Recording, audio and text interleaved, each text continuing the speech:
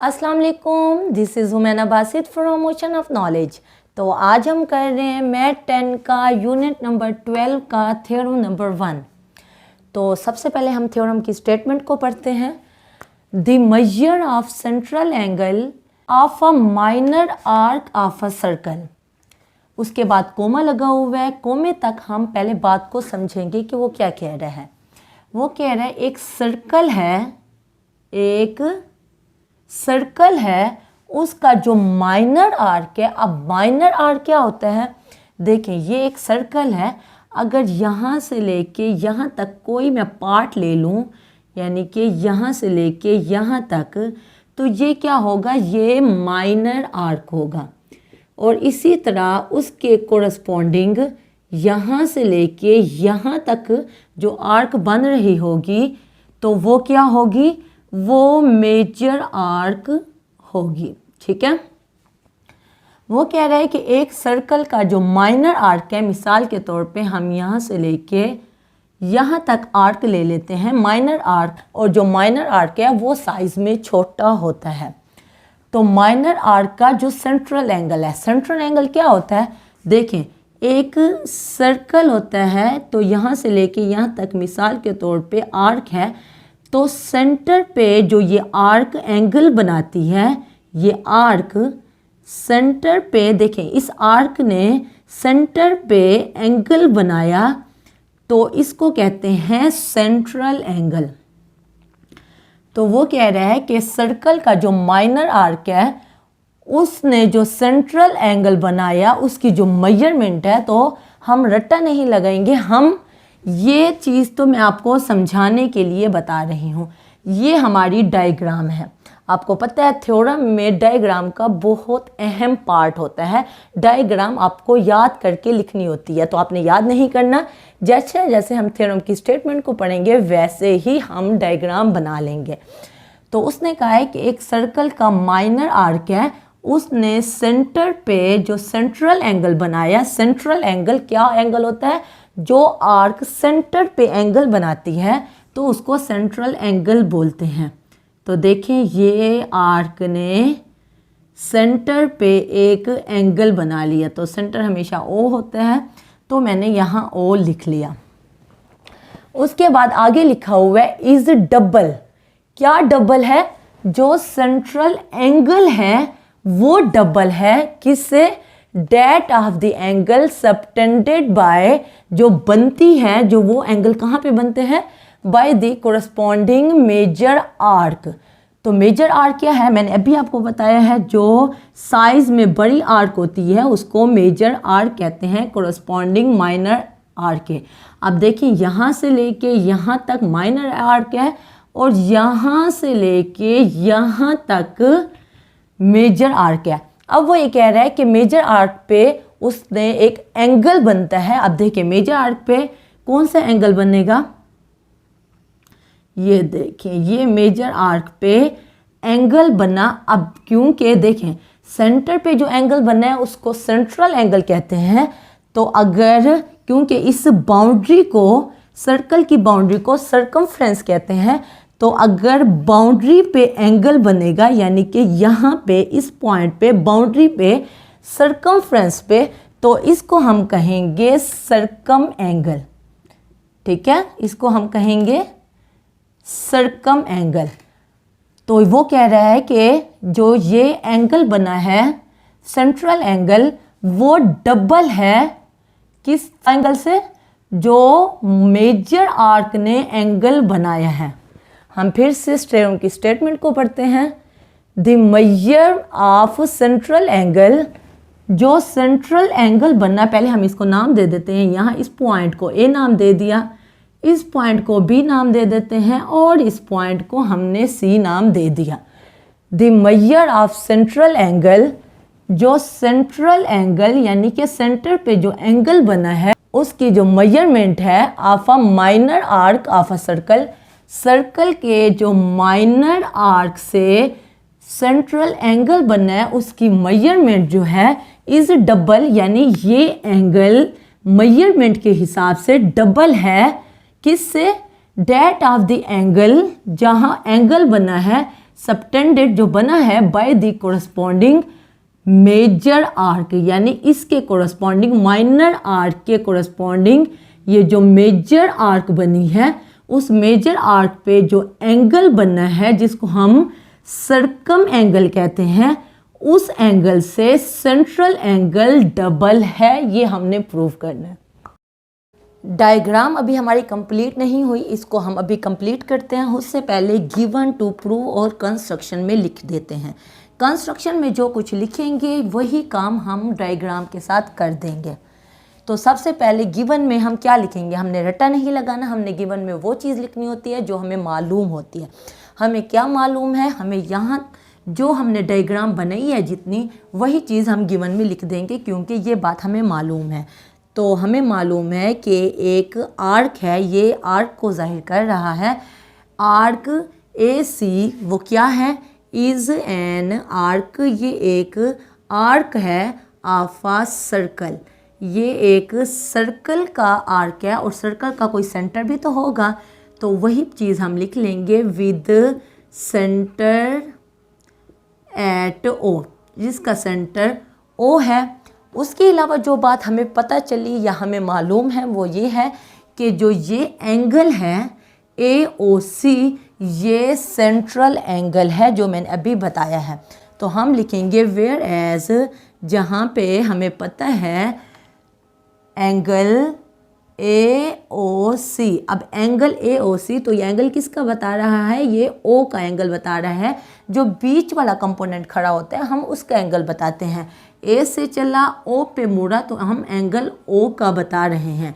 Where as angle AOC is, वो क्या है, वो सेंट्रल एंगल है, तो इसके बारे में लिख देंगे कि वो सेंट्रल एंगल है। और आखिरी जो बात हमें पता चली वो ये है कि जो एंगल ABC है, यानी कि बीच वाले का B का एंगल हम बताएंगे, क्योंकि इसने सर्कमफ्रेंस के साथ एंगल बनाया है, इस बाउंड्री के साथ एंगल बनाया है, तो इस एंगल को कहते हैं सर्कम एंगल। तो यही चीज़ हम लिख देंगे। एंड एंगल ABC इज़ क्या है, वो है सर्कम एंगल। ठीक है, तीन चीज़ें हमने लिख ली। उसके बाद टू प्रूव में हमने वो लिखना होता है जो कोमे के बाद लिखा हुआ था। कोमे के बाद क्या लिखा हुआ है, is double that of the angle subtended by the corresponding major arc.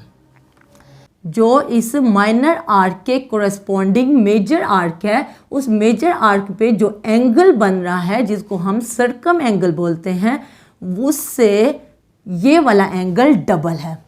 ठीक है, पॉइंट समझ आ गया।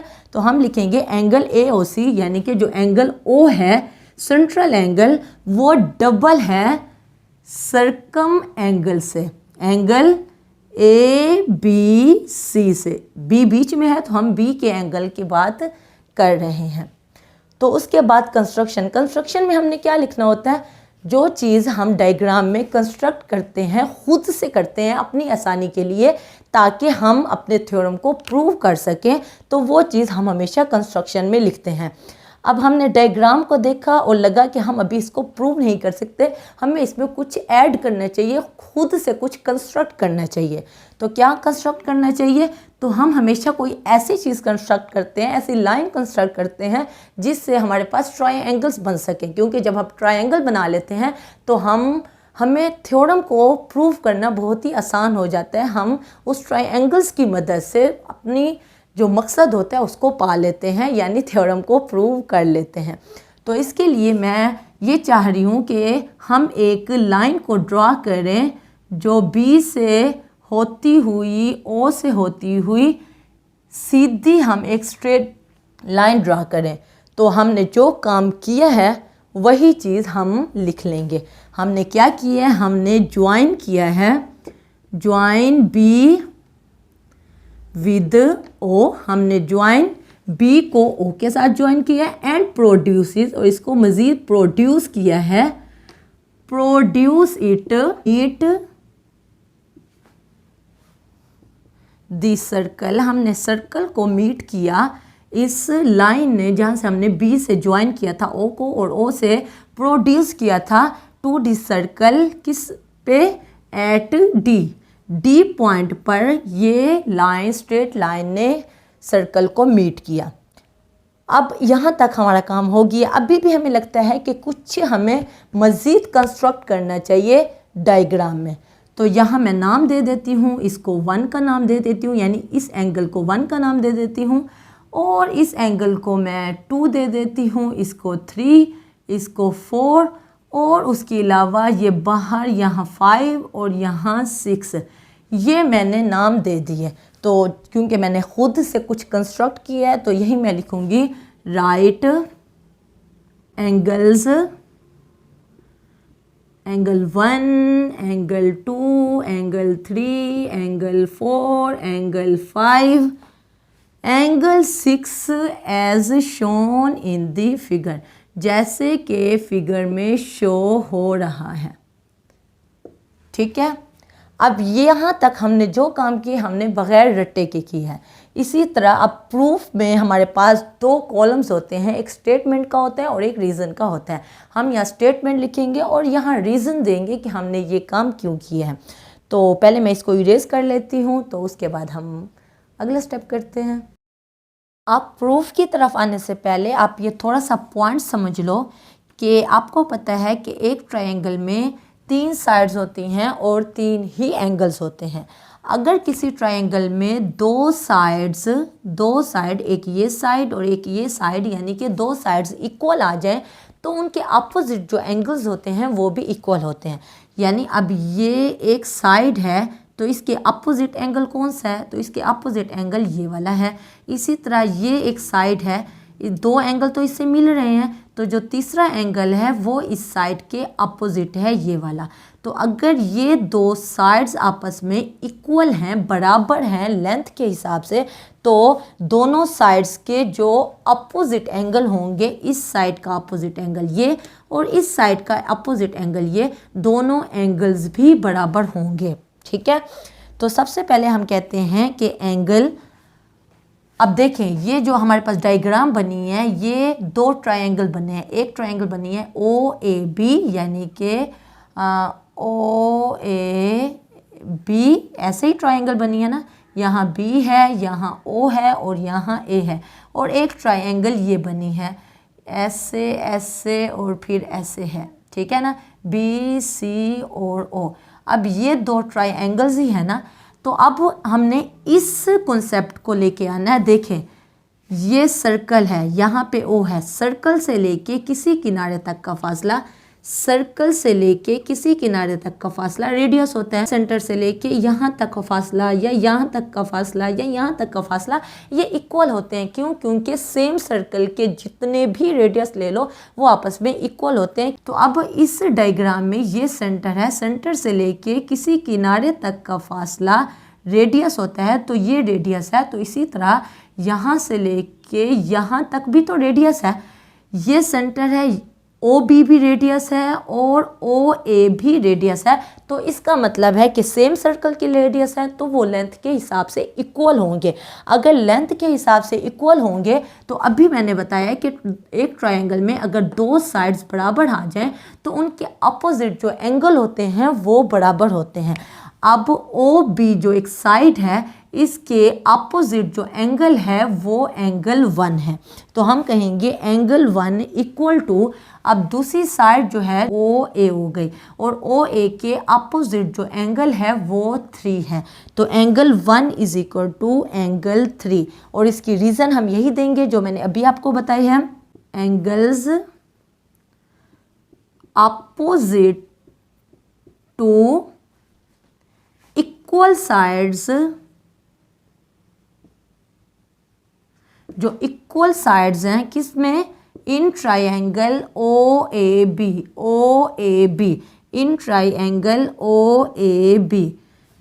जब एंगल 1 और एंगल 3 बराबर हैं, इसी तरह अगर आप इस ट्रायंगल के देखो OBC को देखो, OBC को, तो यहाँ भी O से लेके B तक का फासला रेडियस है, O से लेके C तक का फासला रेडियस है और O से लेके B तक का फासला भी रेडियस है।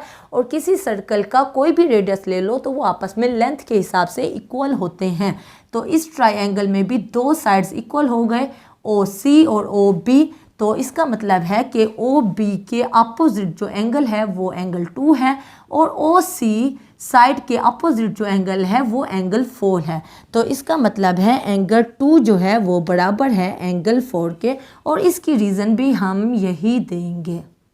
तो angles opposite to equal sides, अब कौन सी ट्रायंगल हो गई है, ओ बी सी हम ट्रायंगल ले रहे हैं।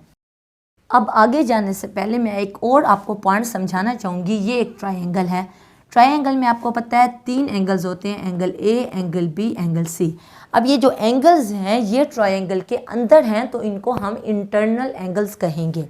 तो अगर एंगल यहाँ से देखें, यहाँ से लेके यहाँ तक तो इंटरनल एंगल है, यहाँ से लेके यहाँ तक इसको अगर हम प्रोड्यूस करें तो ये वाला एंगल है तो ये एक्सटर्नल एंगल है। ठीक है, एक्सटर्नल, क्योंकि ये बाहर है ट्रायंगल के तो इसको एक्सटर्नल एंगल कहेंगे। जो एंगल ट्रायंगल के अंदर होते हैं उनको इंटरनल एंगल बोलते हैं।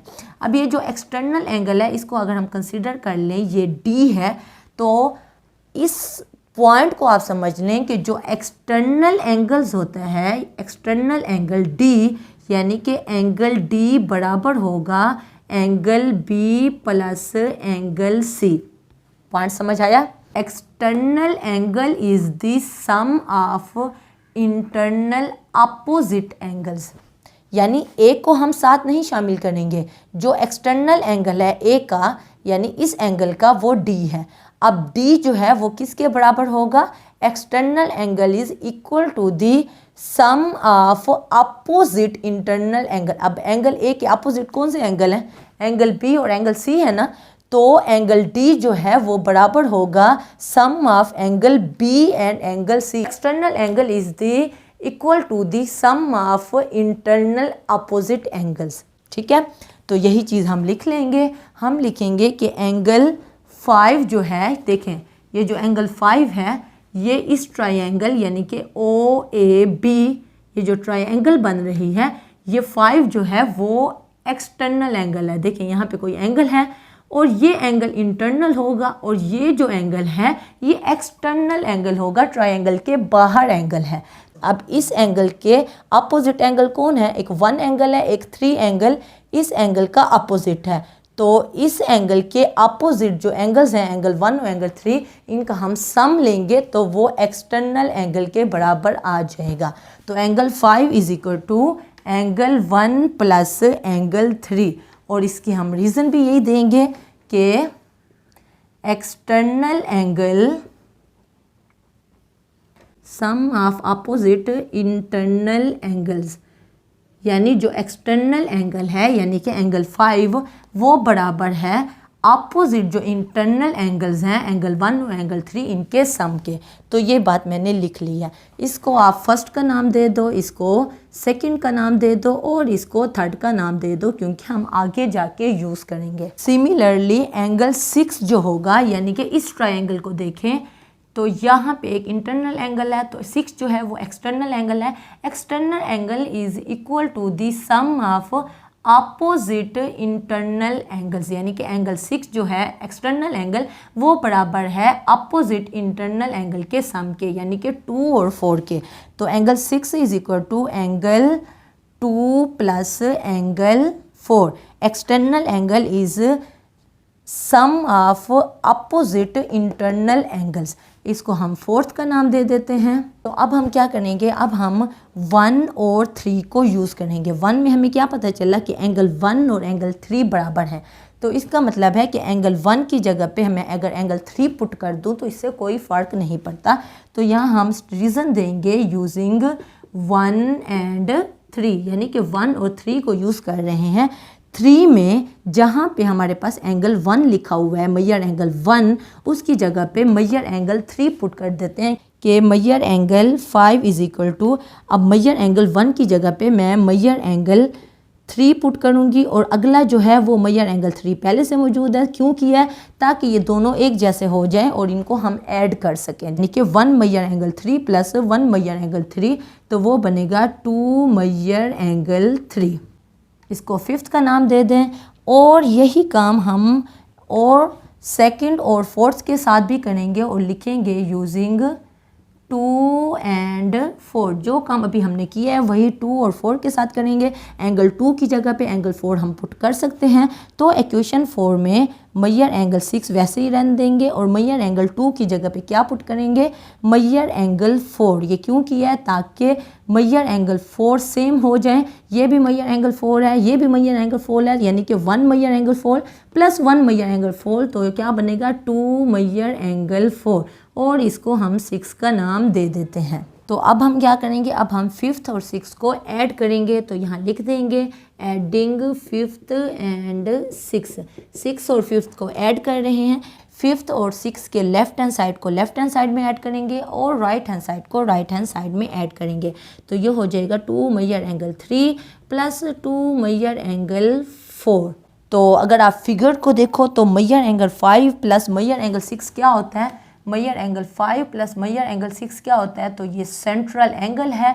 और सेंट्रल एंगल क्या है, यानी कि AOC, जो हमने गिवन में लिखा था कि AOC is a central angle. तो angle 5 plus angle 6 central angle है। तो इसका मतलब है कि ये है मेजर एंगल AOC। तो ये AOC किसके बराबर है, देखें इसमें भी 2 कॉमन है, 2 कॉमन ले लेंगे, अंदर बच जाएगा major angle 3 plus major angle 4। अब मेजर एंगल 3 और मेजर एंगल 4 क्या है, डायग्राम में देखें 3 प्लस 4 क्या बन रहा है, ये सर्कम एंगल बन रहा है, जो हमने गिवन में लिखा था कि एंगल ABC, यानी कि हम B का एंगल बता रहे हैं, 3 प्लस 4 बता रहे हैं, angle ABC is circum angle. तो हम यही चीज़ लिख देंगे कि is equal to 2 major angle 3 और मेजर एंगल 4 हमारे पास सर्कम एंगल है। तो हम लिखेंगे एंगल ABC। तो देखिए हमारा थ्योरम प्रूव हो गया है कि जो सेंट्रल एंगल है मेजर एंगल AOC वो बराबर है डबल, 2 मल्टीप्लाई हो रहा है, 2 टाइम्स कहें या डबल कहें एक ही बात है, 2 टाइम्स यानी कि double of circum angle ABC के। देख के थ्योरम को लगता है कि मुश्किल थ्योरम है, लेकिन जब आप करने बैठोगे तो आपको यकीनन बहुत ही आसान लगेगा। तो मेरी दुआएं आपके साथ हैं। तो उम्मीद है आज का लेक्चर आपको पसंद आया होगा। अगर आप मेरे चैनल पे नए हैं तो प्लीज़ मेरे चैनल को ज़रूर सब्सक्राइब करें, और अगर आपको मेरी वीडियो थोड़ी सी भी इंफॉर्मेटिव लगी है तो मेरी वीडियो को ज़रूर लाइक करें। तो उसके अलावा अगर कोई कन्फ्यूजन हो, कोई मसला हो, कोई बात समझ ना आई हो तो आप नीचे कमेंट में पूछना, मैं इंशाल्लाह कमेंट बॉक्स में उसका डेफिनेटली जवाब दे दूँगी। तो फिर मिलेंगे नए लेक्चर के साथ। अल्लाह हाफ़िज़।